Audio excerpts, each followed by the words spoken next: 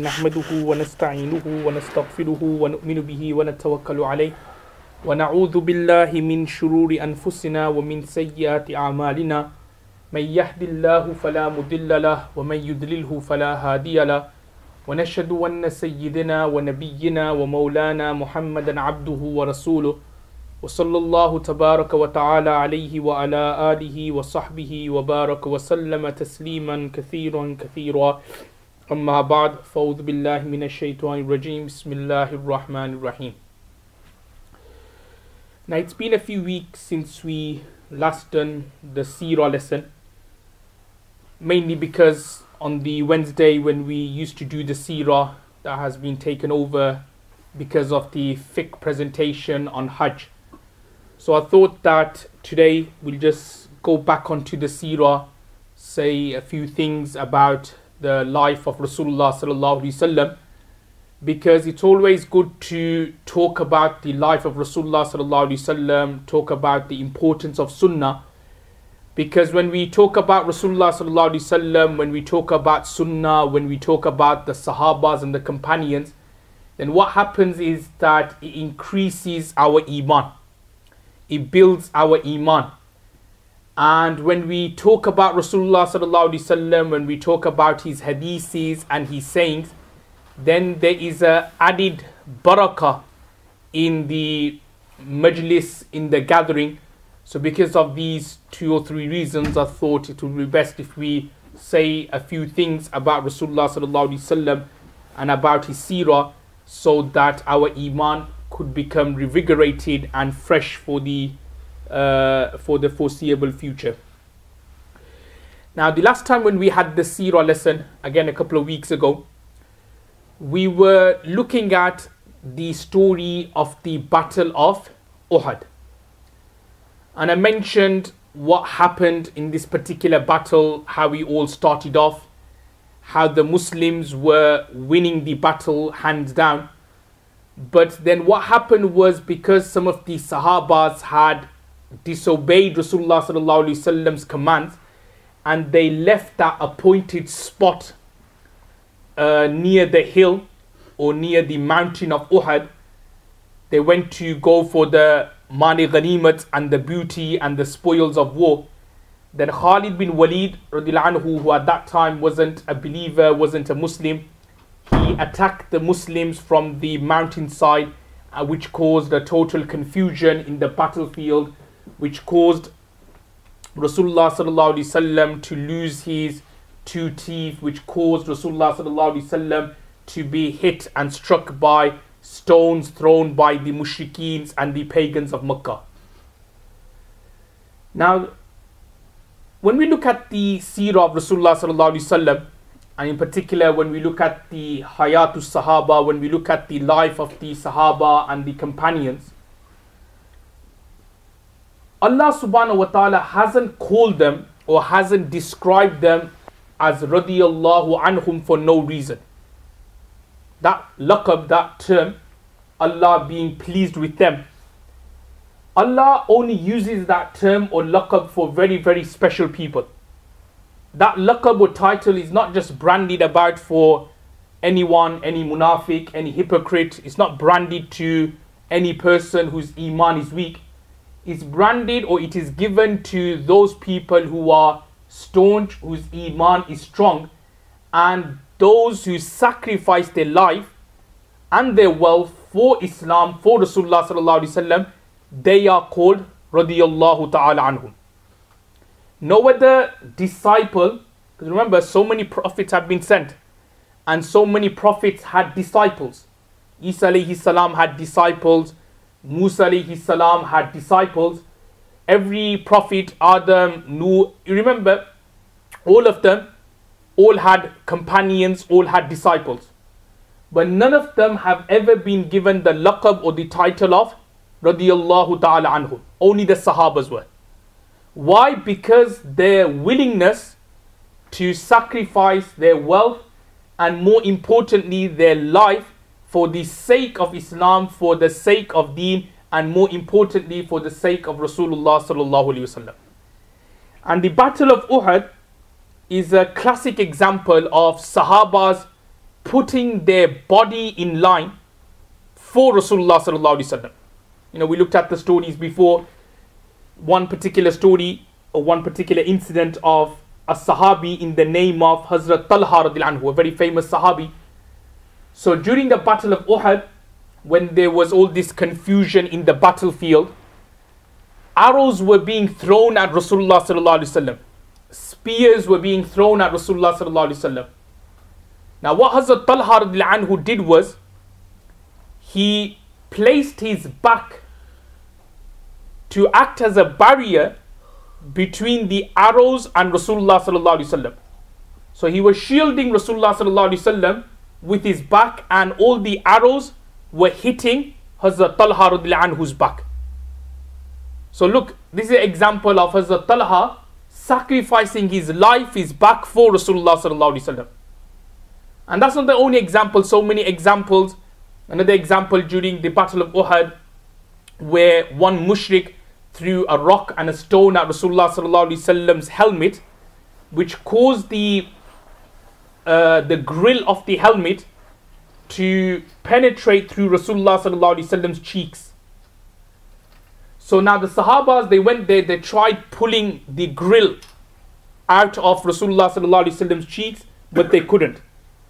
So one Sahabi, who's also known as the Ashara Mubashara, Hazrat Abu Ubaidah bin Jarrah radiallahu anhu, he put his teeth onto the grill and then he pulled it out.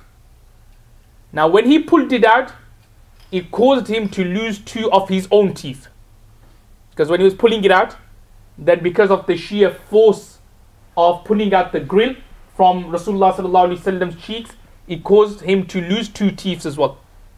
And so many examples of Uhud, and also not just for the Battle of Uhud, but also other battles, and just in general, where the Sahabas were willing to sacrifice their lives for Rasulullah sallallahu alaihi wasallam.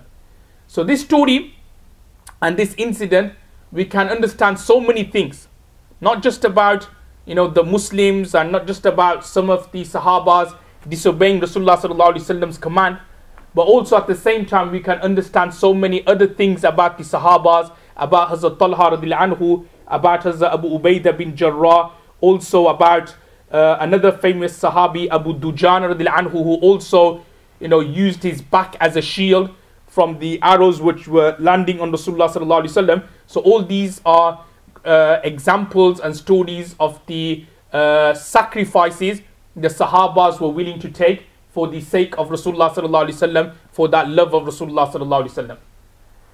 And this is what happens. This is like a kind of usul and a qaida kulliya, that whenever a person or human being, just general, we're talking about not just about Rasulullah sallallahu alaihi wasallam here, but just anyone in general, when he devotes his life for Allah, so when he sacrifices his life for Allah, then what happens is that the people on earth, they automatically have love and affection for that individual.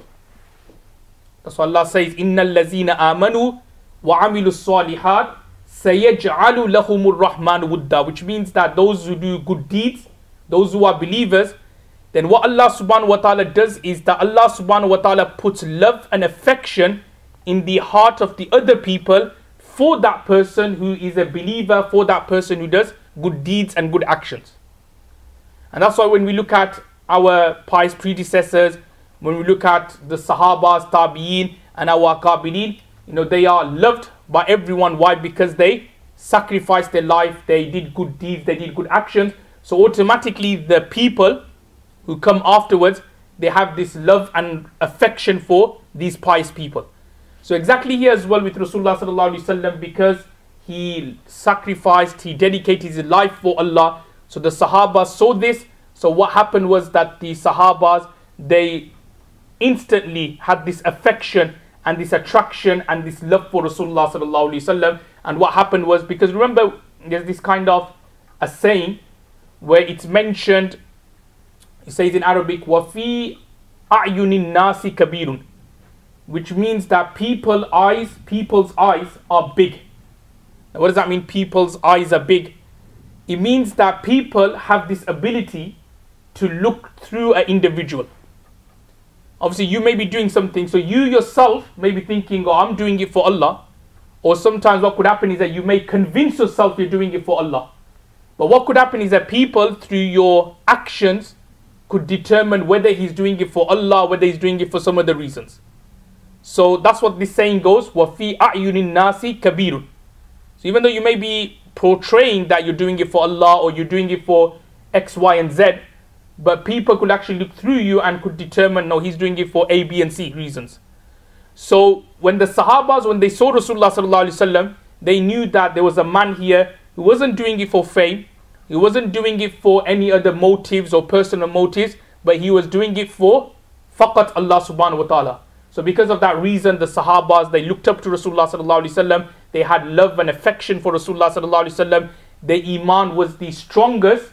That's why it's mentioned in another hadith that a person cannot be a true believer unless Rasulullah sallallahu alaihi wasallam becomes more beloved to him min walidihi wa waladihi wa nasi ajma'in, then his father, then his mother, then his children, and the people in general. I.e., a sign of a kamil believer, a true believer, is that he's willing to sacrifice everybody and anyone for Rasulullah sallallahu alaihi wasallam. That Rasulullah sallallahu alaihi wasallam comes to him before his children. Rasulullah sallallahu alaihi wasallam comes to him before his father, his mother, and everyone. So that's a sign of a true believer. And that was obviously quite clearly from these stories we can understand, illustrated by the Sahabas who had the top and the kamil and the full iman of Rasulullah sallallahu alaihi wasallam, that what happened was that they sacrificed everything just for Rasulullah sallallahu alaihi wasallam.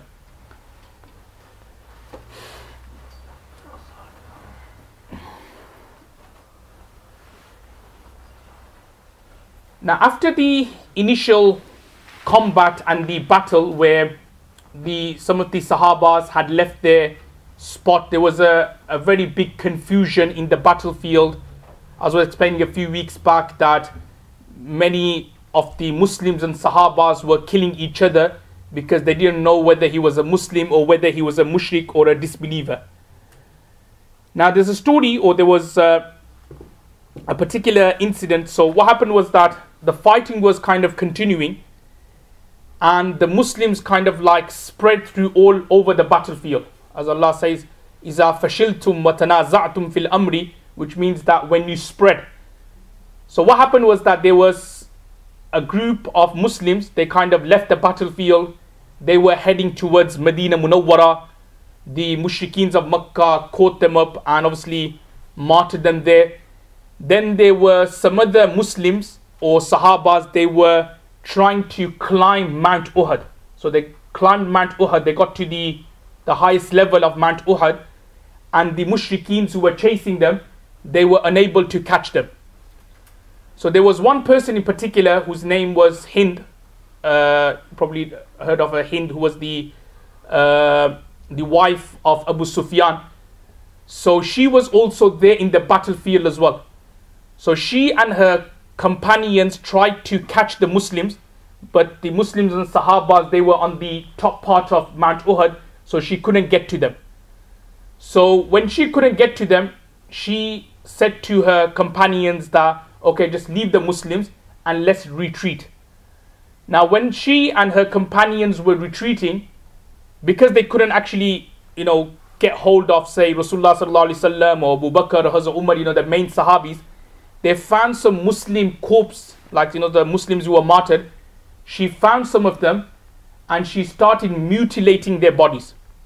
So it's mentioned that she started cutting their arms, their legs, to the extent that their bones, she then crushed it, or she just fashioned it into anklets.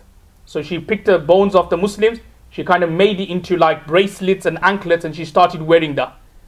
To the extent that she took out the liver of Hazrat Hamza radiallahu anhu, who was the uncle of Rasulullah sallallahu alaihi wasallam, who was martyred by Wahshi, and I mentioned his story, he later converted to Islam. But she took out his liver and she started chewing it. So in that particular way, because obviously to show your Like to show, like for example, anger at someone, you tend to like mutilate their body. So this is what she was doing and her companions, that any Muslim Sahaba's corpse they found, they started mutilating it, cutting the livers, chewing it and so on. And in that particular way, she left the body of Hazrat Hamza and the other Sahabas. Now this then takes me on to the next point, that Abu Sufyan, he then climbed another mountain near Uhud, and he started calling out to the Muslims and Sahabas. At that time, everybody had retreated. The Mushrikeens had also retreated, and the Muslims had also retreated as well. They were on one mountain, the Mushrikeens were on the other mountain. And Abu Sufyan, he started calling out, started taunting the Muslims and the Sahabas. And this taunt is mentioned here in the Sahih al-Bukhari, which I have in front of me, that Abu Sufyan, he started saying firstly, that is Rasulullah sallallahu alaihi wasallam alive? So Rasulullah sallallahu alaihi wasallam told the Sahabas not to reply. Then Abu Sufyan said, is Hazrat Abu Bakr radiallahu anhu alive? So again Rasulullah sallallahu alaihi wasallam told the Sahabas that don't reply, don't say anything. Then he said, is Hazrat Umar radiallahu anhu alive? So again Rasulullah sallallahu alaihi wasallam said that no, don't say anything. Now Hazrat Umar radiallahu anhu, even though Rasulullah sallallahu alaihi wasallam was telling him that not to say anything, he couldn't control himself. So he had to like reply back. He didn't want to give this picture to Abu Sufyan that the Muslims had been defeated. So he said to Abu Sufyan that no, we are all alive and you are the enemy of Allah, and one day Allah subhanahu wa ta'ala is going to destroy you. Hazrat Umar radiallahu anhu said that. Then Abu Sufyan started taunting the Muslims, and he started saying, oh, we were victorious because of our gods Lat and Uzza, because of them we were victorious. Now when Abu Sufyan said this, Rasulullah sallallahu alaihi wasallam couldn't control himself, because I explained this usul before, that Rasulullah sallallahu alaihi wasallam, when he came to personal vendetta, he never used to reply back. So if somebody said, oh, Prophet sallallahu alaihi wasallam dead, he never said anything. But when he came to like Allah, then Rasulullah sallallahu alaihi wasallam would become really passionate and angry. So when Abu Sufyan said, oh no, we were victorious because of our gods Lat and Uzza, so Rasulullah sallallahu alaihi wasallam got angry, and he then said to the Sahabas that reply back and respond. So the Sahabas said, oh, what should we say? Then Rasulullah sallallahu alaihi wasallam say to him, Allahu a'la wa ajal, which means that Allah is the highest, Allah is the greatest, so that obviously Allah subhanahu wa ta'ala's name remains high and buland over the gods which Abu Sufyan has mentioned, Lat, Uzza, all these. So that's what happened. And thereafterwards, as we're going to look at probably next week's lesson, that Abu Sufyan, the Quraysh, they kind of retreated to another place called Hamarai Asad, and from there the Muslims kind of attacked them again, which then obviously hastened their way back towards Makkah Mukarramah. Now the next point to mention here about this particular battle, the Battle of Uhud, is that who won this particular battle? Did the Muslims win, or did the Mushrikeens win? Now some ulama, some scholars of the opinion that you can't say the Muslims won, but you can't say the Muslims were defeated. You could say it was like a draw in a way, because the Muslims, they obviously survived in terms of the main people, Rasulullah sallallahu alaihi wasallam, as Abu Bakr, as Umar, they survived. So you can't say the Muslims were thwarted. But also at the same time, you can't say that the Mushrikeens won the battle. Why? Because their agenda was to finish off Islam. But they didn't finish off Islam. Instead, they kind of retreated with their wounded people. And in terms of the casualties, obviously Muslims, there were more casualties on the Muslim side. But obviously I mentioned the hikmah why there was more casualty on the Muslim side. There were 70 Sahabas who were martyred, whereas from the Mushrikeen side there were 24. So that's what some scholars of the opinion, whereas other scholars of the opinion that no, actually it was a defeat for the Muslims here. Particularly in Sahih al-Bukhari, Imam Bukhari and the commentators of Bukhari, they are of the opinion that actually the Muslims, they suffered a defeat. Which then obviously leads to a question that, how can the Muslims be defeated? If Islam is the true religion, if Islam is the haqq, then why were the Muslims defeated? Now I mentioned some reasons before. One reason could be because of disobeying the command of Rasulullah sallallahu alaihi wasallam, Allah subhanahu wa ta'ala wanted to teach everyone a lesson that when you disobey Allah, then this could happen, that you could lose battles. Because remember, the way the defeat started was when Abu sallallahu alaihi wasallam told the Sahabas not to move from your appointed spot.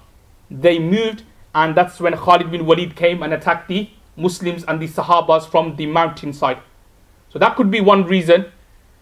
Another reason is, and this is like the reason which I mentioned probably before as well, is that everybody needs to understand is that this is how Allah subhanahu wa ta'ala's sunnah and tariqah works.